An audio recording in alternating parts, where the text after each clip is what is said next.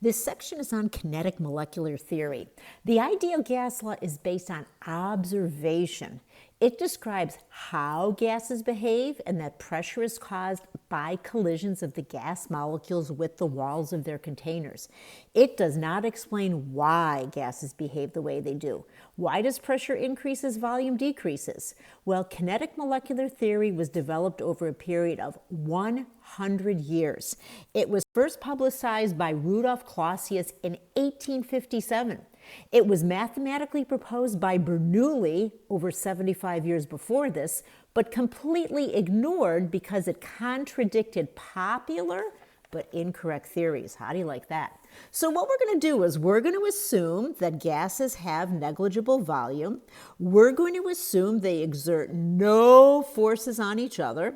We're going to say they're in constant random motion with elastic collisions. None of those three, they really give no one a hard time. But the last one, we're going to say they have an average kinetic energy, KE average. And we're going to say that that is proportional to absolute temperature.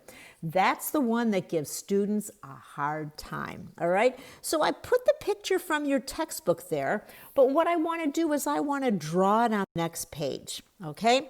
It says gases at the same temperature, and we have to make sure it's Kelvin, they have the same kinetic energy. And that is the symbol that is used for kinetic energy in this textbook. However, individual molecules move at varying speeds.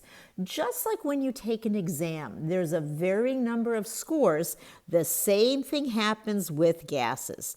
So if we say, let's put molecular speed on the x-axis, let's put a fraction of molecules on the y-axis, we can draw a distribution.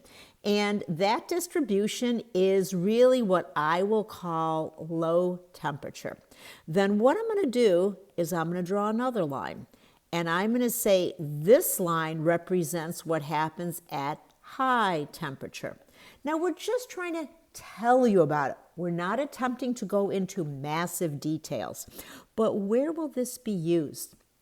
Well, when you take an upper level course, or maybe even within Gen Chem, you'll learn how molecules have to hit a certain threshold, okay? They need to have a certain speed, or they may have to have a certain temperature in order to do something like a liquid go to the gas phase. So when we're at a low temperature, there's only a small number of molecules that have that ability. But when you're at a higher temperature, more molecules have a threshold to do some chemistry.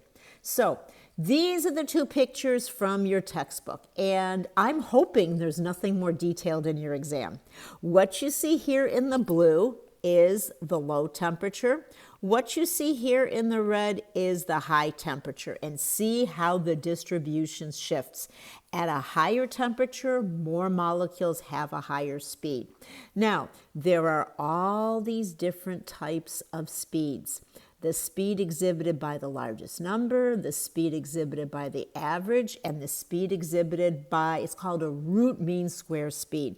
I'm hoping our exams don't go that much into depth. What I really want you to focus on is this first picture that represents the relationship of fraction of molecules with molecular speed.